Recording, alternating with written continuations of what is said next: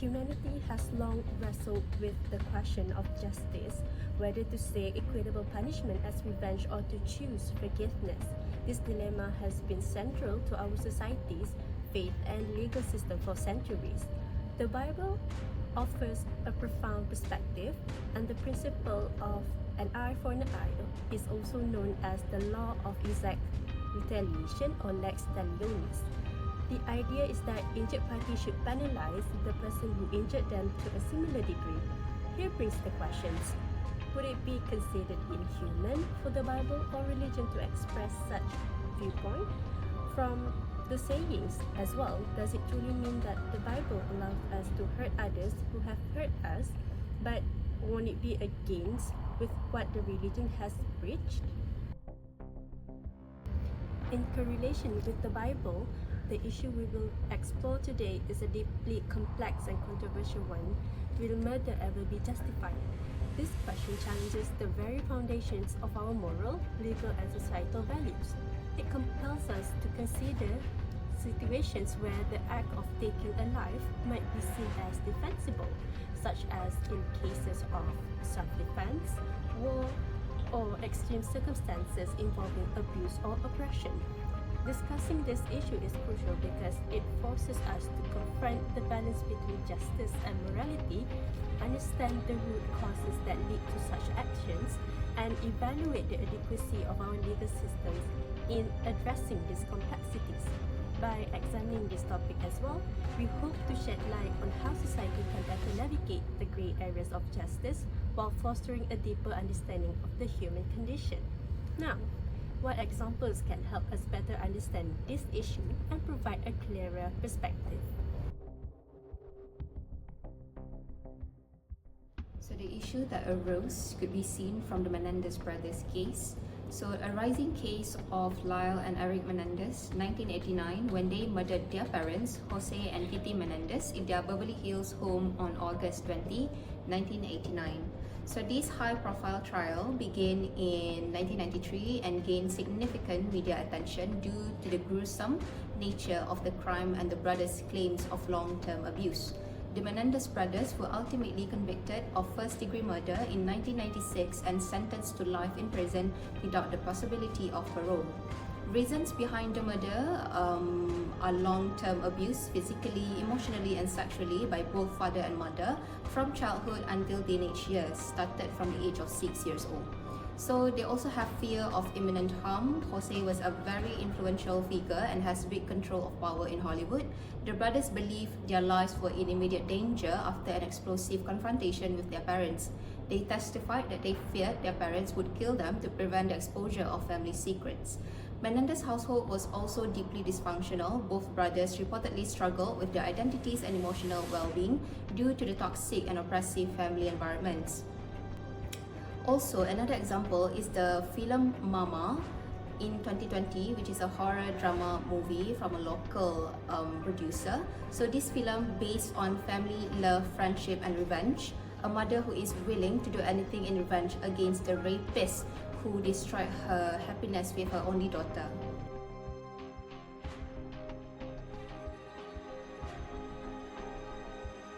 Okay, so my question is, are those reasons adequate for the brothers to convict murder? I think it is reasonable for them as it was for self-defense. From what I have heard in this case, they were threatened with their life. So of course, it is reasonable. However, I does not agree with the punishment that are applied to them, because I believe with the motive of self-defense, it should be reduced a bit, not probably give them some parole or reduce it by 10 years. A lifetime prison life is quite harsh for self-defense. I think that the reason is not adequate enough because there are no reason for us to justify the murder. Yes, we are talking from our POV as the outsiders who are just reading the case, not the one who are the victims. But I believe that there is no reason that could justify the murder because taking actions into your own hand would not actually solve the issue.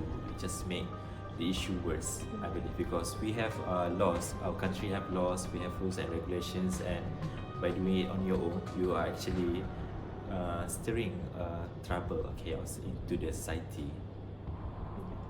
Okay, another question is that what are the potential ethical implications of the media portraying more movies like Mama, which explore themes of revenge and justice? I think if they explicitly encourage the people to take action into their own hands, it's a bit unethical because we live in a civilized and modern society, so we need to adhere to the law first. Because, for example, people might abuse that, like they believe they have the power to punish people, but we have to follow the law. Okay. From what I have watched from the movie Mama, I've learned that revenge and justice could not coexist in the same sentence or in the same spectrum, because you cannot take revenge on someone in the name of justice. Yeah, I know that people justify that even though our country have laws, the laws are maybe not strong enough, or it is slow to take action, or maybe the cases will take like years to solve. But that is how we live. That is how the world works, because we have rules and regulations, and taking the actions into your own hands. Like how do I say this? I believe that it's not actually what the victims want. Like they want justice, but not in the revenge way. That the way that you are, sacrificing yourself in the name of revenge for others. Okay, so you don't agree that it is good to portray more movies like this? Yeah, I believe it's okay to make movies like this, but maybe the portrayal of the revenge, they usually focus more on the revenge instead of the justice part, where like the authorities, the law take action. They focus on the revenge, like how the character take revenge of the case toward the suspect, not how the law works. So people are actually a bit lacking in the understanding of the law. So I believe that it's not actually a good portrayal. And lastly, what makes you believe it is always true or not true that this action, which is murder, will lead to the desired outcome or justice? For me, it's depend on the severity of the crime, and I believe that people deserve a second chance, and death penalty is not something that you could decide on your own whim. So it has to go a long process. For example, like if they have committed the crime twice, thrice, maybe they deserve the death penalty. But if they have the willingness to change, I believe they can change. How do I say this? I am someone who believes that justice will always prevail. Yeah, like I said earlier, maybe it will take years, maybe 10 of years, or maybe the justice will not be solved until like the day I die, something like that. But justice will always prevail, even if it's not on my own hand. And I believe that taking revenge on someone, like someone who wronged you, will not end the cycle of, the cycle of hatred, the cycle of revenge. Usually, when someone take revenge on the suspect, it will only lead to more and more cases. But usually, we have more cases because it starts with a one little revenge, and it will lead more to more murder from their part. So that is not actually, it's not justified enough. There is no reason strong enough for you to murder in the name of revenge for justice. In Malaysia, we have several laws in regards to homicide, self-defense, and also domestic violence. So first is Section 302, which is a murder section. This section defines that murder is an intentional act resulting in death. It carries a mandatory death penalty, and this law applies strictly to the cases of premeditated killing or acts done with the knowledge that death would be the result. Next, we have Section 304, which is culpable homicide not amounting to murder. This provides for cases where death is caused without premeditation. The punishment varies: imprisonment up to 30 years for acts done with intent, and up to 10 years for acts without intent. Next, we have Section 100, which is right of private defense. This section allows for homicide in self-defense when faced with the immediate threats of death, grievous harm, or rape. However, it mandates that the threat must be imminent. Last is general exceptions under Section 96. This section provides general defenses stating that any act in self-defense does not considered as offense. This section complements Section 100 but does not clarify grey areas such as emotional or psychological self-defense.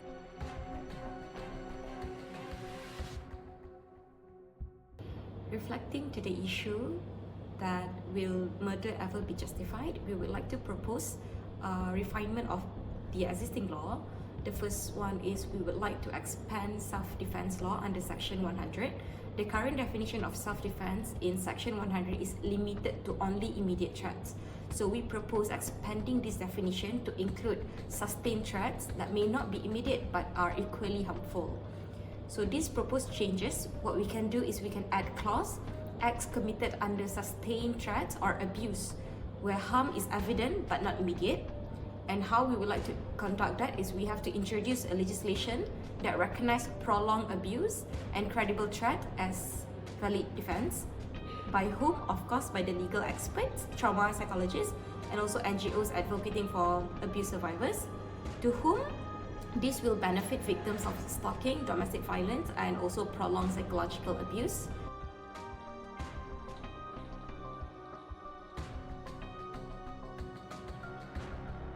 So the second refinement is emotional duress as a mitigating factor under Section 304. Section 304 currently only focuses on intent and disregard the psychological state of individuals who act under extreme emotional duress.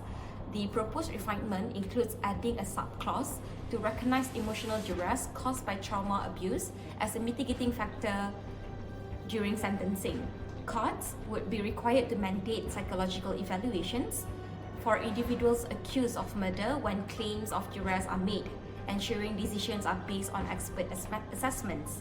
This initiative involving collaboration between the Ministry of Law and also mental health professionals to aim and to provide fairer outcomes for those who act out of desperation due to abuse. By addressing the psychological content behind these actions, the legal system can better balance justice and also compassion.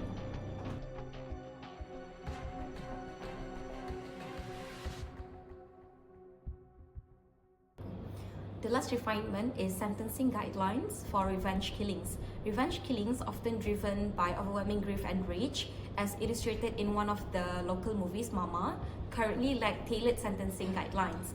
These cases are treated rigidly under mandatory death penalty provisions, ignoring the emotional instability and provocation that often lead to such actions. The proposed refinement involves creating specific sentencing categories for revenge killings, replacing mandatory death penalties with options like life imprisonment or rehabilitation, where provocation and emotional instability are proven. This change would require collaboration between the judiciary, sociologists, and legal reform committees to ensure a balanced approach. By considering the unique emotional circumstances surrounding revenge killings, the legal system can deliver justice while recognizing the profound grief and turmoil that motivate these acts.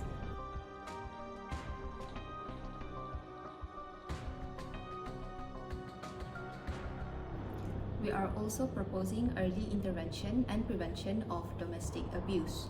How? By implementing mental health screening before marriage. So in Malaysia, premarital screening typically just includes biomedical screenings like tests for HIV, hepatitis, and allergies. However, it lacks psychosocial and psychological assessments that could help identify mood disorders, PTSD, and other mental health concerns. Psychosocial and psychological assessment should be made compulsory for all couples as a requirement to get married. If either partners cause a severe level of stress, anxiety, depressions, or symptoms of a serious psychological condition, they should be required to undergo regular consultations and follow-ups. So these sessions could be scheduled with licensed medical professionals once every 2 months at the government hospitals to ensure consistent monitoring and support. The consultation sessions will be 1 hour long, allowing individuals to discuss their marital situation and receive professional advice or guidance as needed. So the purpose of this initiative is not to add more to the already existing harsh stigma society has toward people with mental illness, but as an early prevention of domestic abuse. So an article review about mental illness and violence by Tori Dangelis in 2021 stated that numerous studies have shown that serious mental illnesses such as substance disorder, schizophrenia, and the manic phases of bipolar disorder, including antisocial personality disorder, can contribute to violent behavior. So implementing mental health screening as a marital requirement can help couples address underlying mental health concerns before they escalate into serious marital issues. So by providing a safe space to discuss their challenges and receive professional guidance, we can promote healthier, more stable relationships and reduce the risk of conflicts stemming from untreated mental illnesses. As we have explored today, the question of whether murder can be justified is not with simple answers. From self-defense to the horrors of conflict, there are countless scenarios where the lines between right and wrong became blurred. But at the heart of this issue lies an essential question. When faced with extreme circumstances, do we have the moral right to take a life, or is the value of human life absolute regardless of the situation? This question will continue to shape our legal system, our societies, and our personal beliefs. That's all from us. Thank you.